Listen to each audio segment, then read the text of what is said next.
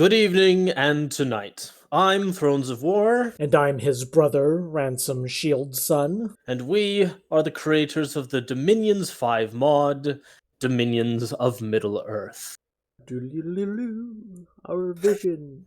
Do-do-do-do-do-do-do. Okay. So, we are huge fans of Tolkien's work.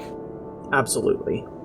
The Lord of the Rings, the Silmarillion, and all the newer stuff that was coming out in the last few years with Beren and Luthien, Fall of Gondolin, all this stuff that Builds and enhances on the world of Tolkien.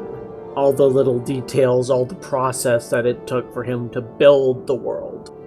fascinating stuff, especially for anybody that's interested in world building. And the works of the Elder Days are just fantastic.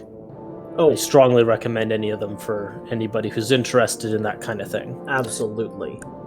So, we took all that and we decided that we wanted to make a mod that was as true to the books as we could possibly make it in terms of lore and people, because there's so much there, we didn't feel like we needed to add in a lot of stuff because there's plenty of material as is. And it's fascinating that there's so much material for the first stage of Sun, which is what we're doing with this mod. I haven't seen anything except one other mod that is unfinished even attempt to do anything in the first stage. I haven't seen any games, I haven't seen anything like that trying to tackle the first stage of Sun like this, and I feel like we're really pioneering in this regard. Yeah, because while there's a lot of details in some places, there's a lot less in others. So just depending on whatever he managed to get around to, or write down anyway. Who knows what else was in his head. But the point is that a lot of the popularity of the Lord of the Rings stuff has stemmed from the movies, which are good, solid movies, but aren't 100% accurate to Tolkien's thing. And so, therefore, the stuff that's working off that tends to travel a bit further away from kind of what we see as the original vision. Our goal was, there's plenty of stuff like that out there. We wanted to just take Tolkien and just be as true to that as possible with our capabilities. Absolutely. Obviously, we had to... this isn't a total conversion mod. No. I don't feel that Dominions works like this. Dominions is a game about having as many nations as possible, as many options as possible, and taking away from that would greatly diminish the impact of Dominions. We decided to treat it as Tolkien intended it to be, as a mythology, and since this game is mostly taking stuff from all kinds of different mythologies and historical stuff and whatever, it would be a fairly smooth transition into the setting. We want to do it as true to Tolkien as possible, but the other side of that is we have to make it playable in Dominions. We have to make it work within the realm of Dominions, and the thing about Dominions is that it is a game about creating your deity, your pretender god, to go and conquer everything else and become the new overarching deity over the world.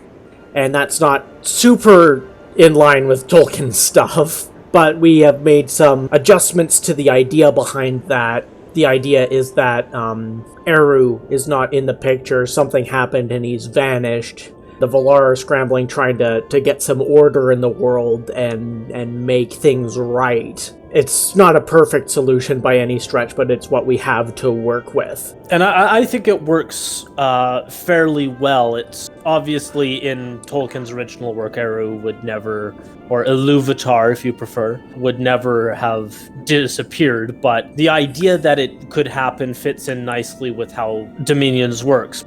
The idea of the overarching god, the Pantocrator, as they refer to it, is basically someone with a complete omnipotence, omniscience, a real full god. whereas the Valar fit in, or Morgoth or Ungoliant fits in very well as the pretenders, lesser deities. They make a good contender for the throne.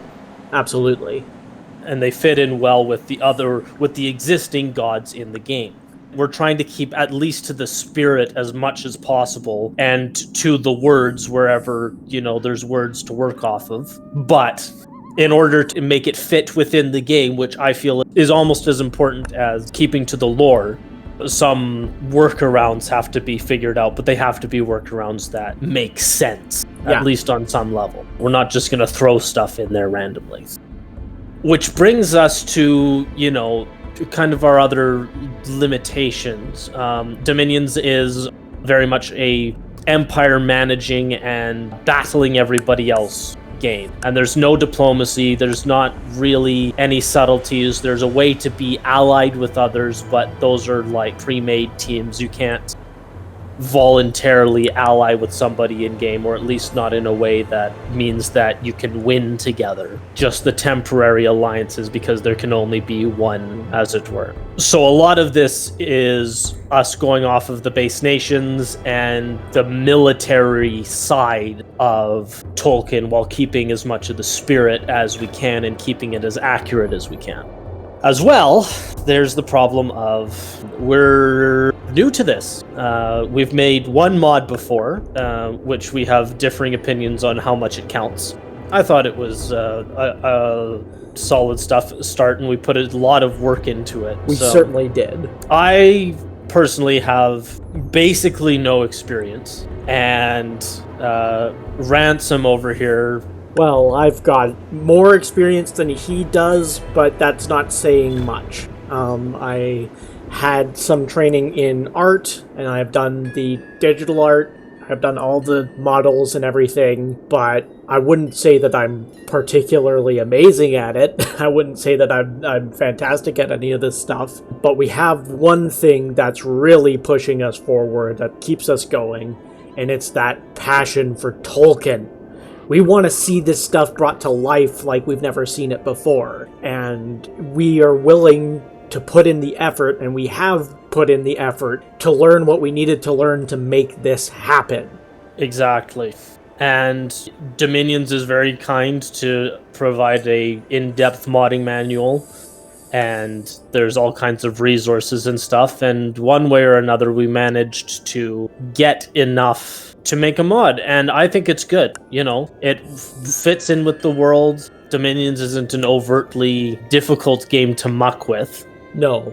Unlike many others, it makes a good starting point, and I think we've achieved something special. 100%. Part 2. What we have. So our mod here consists of 5 different nations, which I'm going to go over quickly right now. First off, we have Angband, Reign of the Iron Crown. They have a bunch of different races in there: orcs, men, vampires, werewolves, and trolls, and they prefer Cold Scale 1. They have mostly orc and human infantry, with werewolf scouts and shock troops. Got troll heavy infantry, and orcs and trolls are stronger in turmoil. There's one unit that they have that can have any magic type, but most of it is fire and death with some blood magic. And they have weak priests with 1 medium. Most of their buildings are primitive. They can't build anything stronger than a palisades, but they start with a powerful citadel, which is what everything is based around. The palisades are also 20% more expensive. I will take note that they have 2 very powerful commanders: the Fallen Spirit, which is representative of the Maya that fell with Morgoth. They can have a huge variety of magic types, which we will talk about more in their nation overview. And you can also recruit a Balrog Captain, who is a very powerful commander and is as terrifying as a Balrog ought to be. Next is Arid Luin. They are dwarves. They are small, fire-resistant, extremely slow-moving, and don't tire easily. They are very powerful smiths. They have unique weapons and armor.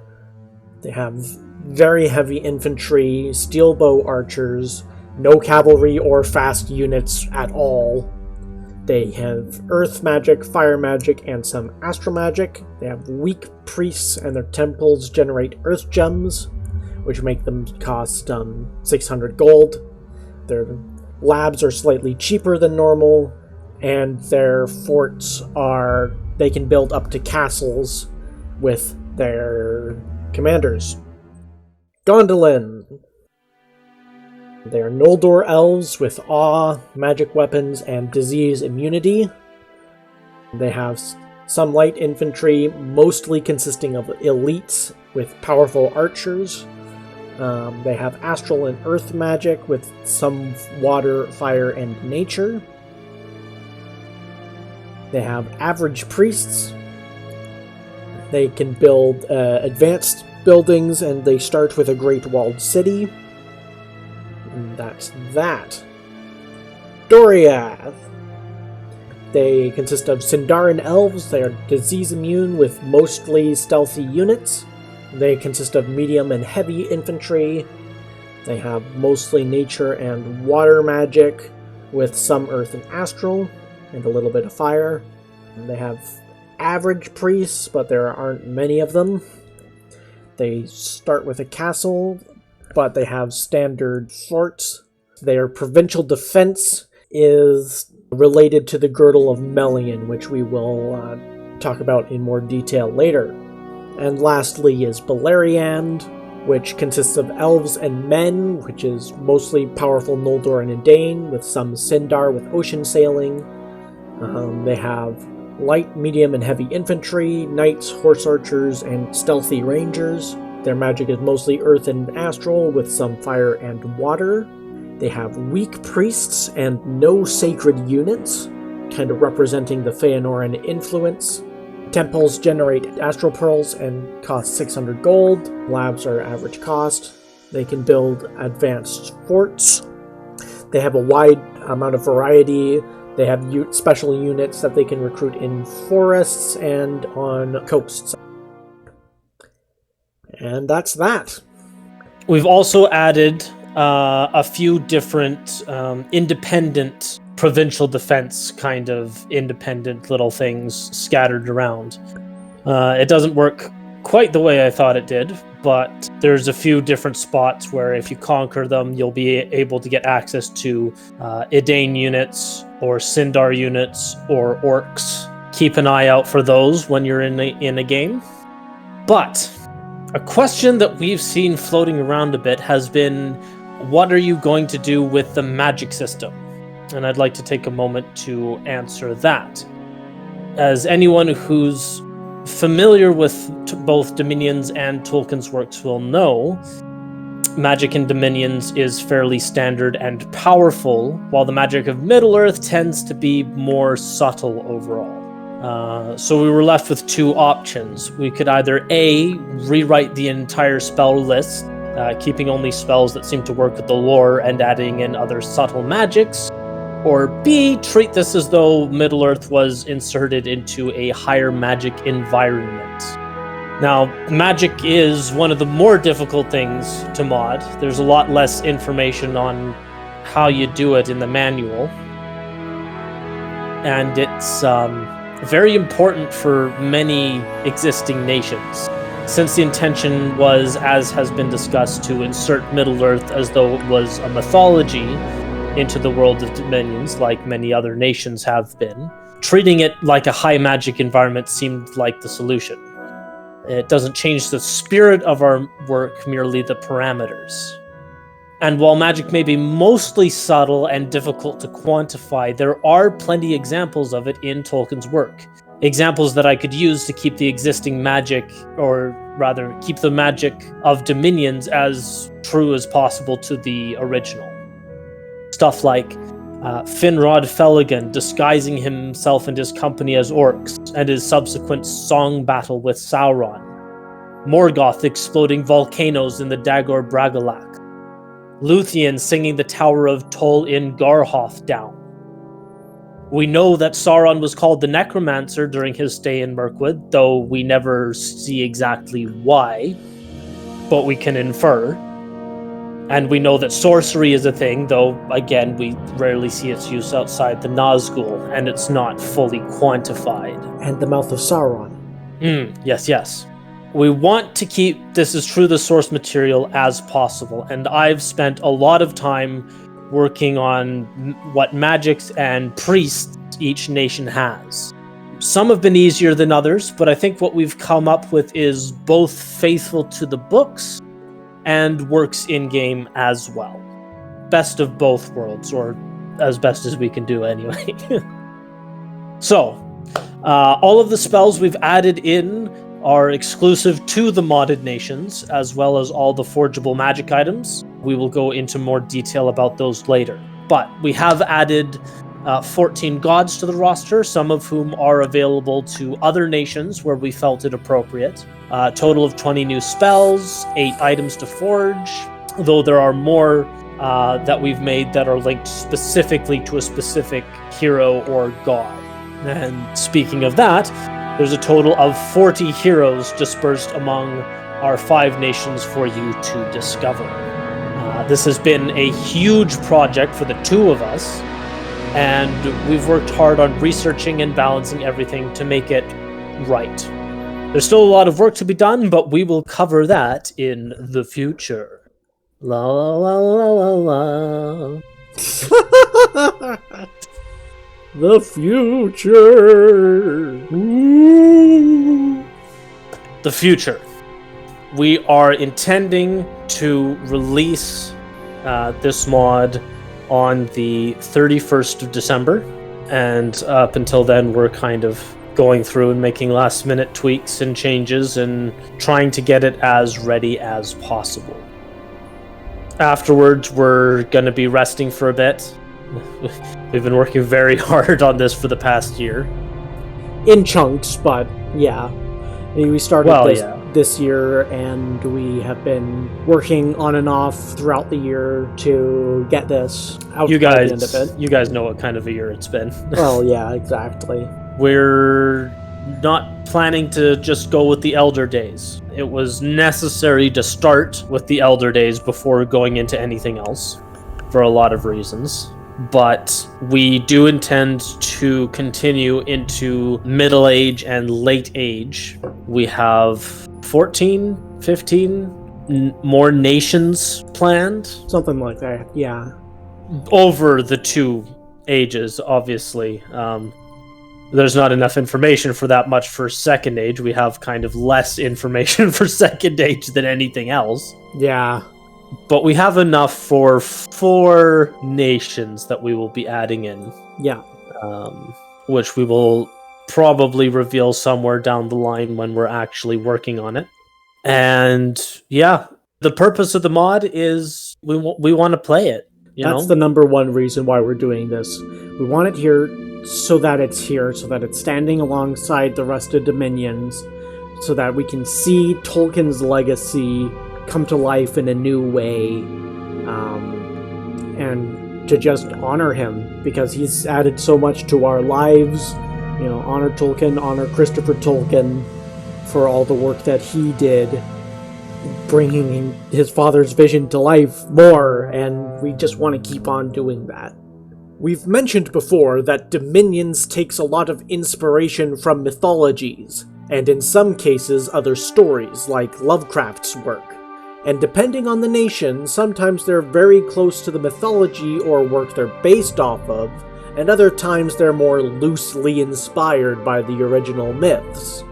Our goal with this mod is to work with the established lore of Middle-earth as much as possible, while making the necessary concessions to make it fit within the context of the world. Exactly. And if you guys are interested, if you guys like this kind of thing, whether it's the game or Tolkien's work or whatever else, you know, we want that to be something that you can do and you can be involved in and you can play if that's tickles your fancy.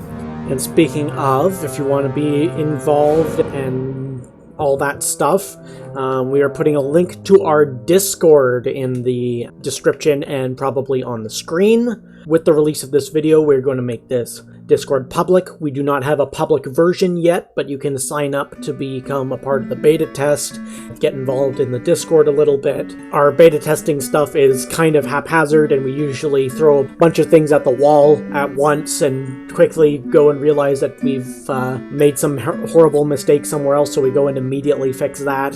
So it's a little bit haphazard, but if you want to be involved in seeing the process come to life in this last little bit, that's where to go. That's where to find stuff. And yeah.